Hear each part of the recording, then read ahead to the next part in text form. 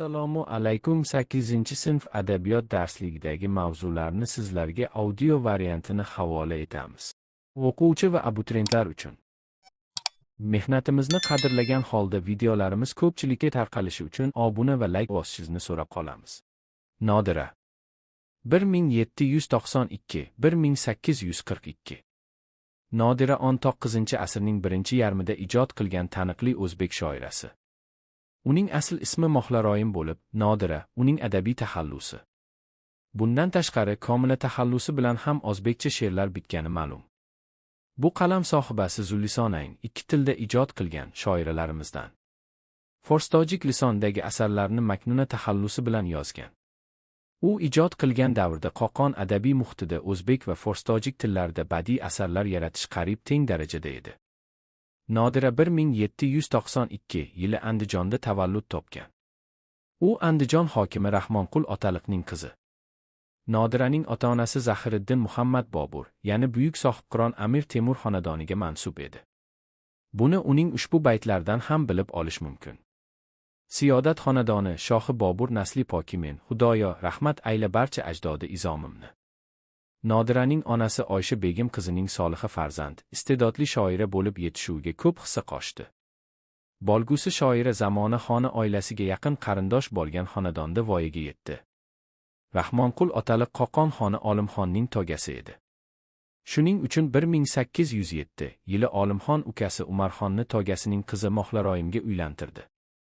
Umarxon Margilon begi lavozimiga tayinlangandan keyin oilasini shu shaharga olib ketdi. Oradan 3 yil o'tib, 1810 yili Qo'qon xoni, ya'ni Nodiraning qaynakasi Olimxon qatl etildi. Uning taxtiga ukasi Umarxon o'tirdi. Shoiraning bundan keyingi hayoti mamlakat poytaxti bo'lgan shu shaharda saroyida kechdi. Bu uning ijod bilan muntazam va unumli shug'ullanishi, o'zidan oldingi turkiy va forsiy shoirlar asarlarini qunt bilan o'rganishi, ular an'analarni o'zlashtirib, izchil davom ettirishi uchun qulay sharoit yaratdi. Shoira yashagan zamonda Qo'qon adabiy muhiti gullab yashnagan edi. Umarxon uning umr yo'ldoshi, mamlakat rahbarigina emas, ustoz shoir ham edi. U amiriy taxallusi bilan she'rlar ijod qilar, shoir sifatida mashhur edi. Tarix takrorlanadi degan gap bor. O'xshash yerini qarangki, Nodira va Zulfiyaning turmushi ham qariyb bir xil kechdi. Ya'ni Nodira 30 yoshligida, Zulfiya esa 29 yoshida umr yo'ldoshidan ayrildi. Bu ayriliq tabiiy ravishda ana shu ikki shoira ijodida hijron ohangini asosiy yo'nalishga aylantirdi. Nodira va Zulfiya faqat adabiyotimizdagina emas, umuman hayotda ham o'zbek ayolining vafo va sadoqati timsoli bo'lib tarixda qoldi. Nodira ijodi haqida gap ketar ekan, yana bir nozik jihatni esdan chiqarmaslik kerak.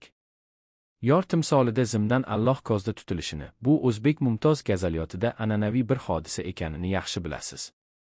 Aksar erkak shoirlar yor deganda go'zal bir qizni ko'z oldilariga keltirib, uning chiroyini, qaddi-qomati, beli, sochi, yuzi, yonogi, ko'zi, qoshi va hokazolarni qalamga olgan. Bu borada bisotidagi bor yaxshi so'zu ifodayu tasvirlarni ishga solgan. Bu mantiqan o'zini oqlagan. Chunki Alloh husn shohi, ya'ni go'zallikning eng oliy namunasi, uni har qancha ta'riflasangiz ham kamlik qilaveradi.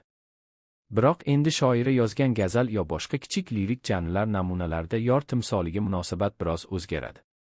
Birinchidan, ancha umumiylashadi, ya'ni endi uni xushro'y bir qiz sifatida tasvirlab bo'lmay qoladi. Ikkinchidan, gazal janri an'anasiga ko'ra, lirik qahramon oshiq tarzida namoyon bo'ladi. Erkak shoirlar yozgan asarlar mantiqan mashqaga bagishlanadi. Shoiralar qalamiga mansub satrlarda lirik qahramon oshiqqa aylanadi va gazal endi mashqaga emas, balki mashqqa bagishlanadi. Shuning uchun shoiralar qalamiga mansub gazallarda yorning uzun sochi, ingichka beli, qalam qoshi, uzun kipriklari maqtalavermaydi. Uchinchidan, shoiralar yor, ya'ni ma'shuqni shunday umumiy tarzda tasvirlashi kerakki, undan Allohga ishora uzoqlashib ketmasin. Nodira ijodi bu talablarga to'la javob beradi. Uning Eshit radifli gazalida bir yo'la ham Amir Umarxon, ham yaratganga ishora borligini sezish qiyin emas. Bu matladayoq ko'zga tashlanadi. Doda keldim, ey salotin sarvari, dodim eshit, sen shahu, men benavo, lutf ayla, faryodim eshit. Chindan ham, xonni Salotin sarvari, podshohlar boshligi, ma'shuqini shah deyishi, o'zini benavo hisoblashi mumkin. Bu ta'riflar Xudoga qaratilgan deb hisoblansa ham bo'laveradi. Gazal davomidagi Sarvi ozodim, Sarvinozim, Parizodim undalmalari ham xuddi shunday tarzda bir yo'la ikki obyektga qaratilgan holda qo'llangan. Kelki bir soat seni ko'rmoq uchun mushtoqmen, telba boldim sendan ayru, ey Parizodim, eshit, bayti esa she'rni yanada hayotiyroq qilib, uning insoniy muhabbatga daxldorligini kuchaytirgan. Nodira asarlari mumtoz shoiralarimiz ijodiyotining ana shunday o'ziga xosliklari borligini, ularni nozik tushunish zaruratini ko'rsatib turibdi. Jilva ko'rsatdi chu ul sarvi dilora bog, aro, figon kim, gardishi davron ayirdi shahsuvorimdin, kel, sanga. Ey shahi jahon, mamlakati jahon fido, na gul sayr ayla, na fikri bahor et. deya boshlanadigan va boshqa gazallarni ham majoziy, insonning insonga muhabbati, ham haqiq, insonning Allohga muhabbati, ishq jihatidan talqin etish zarur. Ana shunda asar mazmuni falsafiylashadi, u irfoniy tasavvufiy ma'no-mazmun kasb etadi, uning badiiyligi, har zamon va makonga mosligi darajasi oshadi. Shoira asarlarda mumtoz she'riyatimiz shart va talablarni mukammal o'zlashtirishga, shu yo'lda izlanishlar qilishga, yangiliklar yaratishga intilish sezilib turadi. Bu jihatdan uning musammatlari alohida diqqatga molik. Xususan, Firoqnoma muashshari o'zbek so'z san'atining ajoyib namunasi hisoblanadi.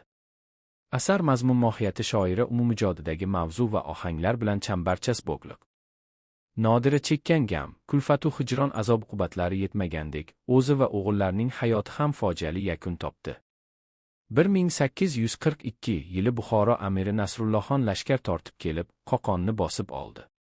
Uning buyrug'i bilan Nodiraning o'zi ham, uning ogillari Muhammad Alixon, Sulton Mahmudxon ham, nevaralari ham vahshiyona qatl etildi. Nodiradan xalqimizga 2 devon qoldi.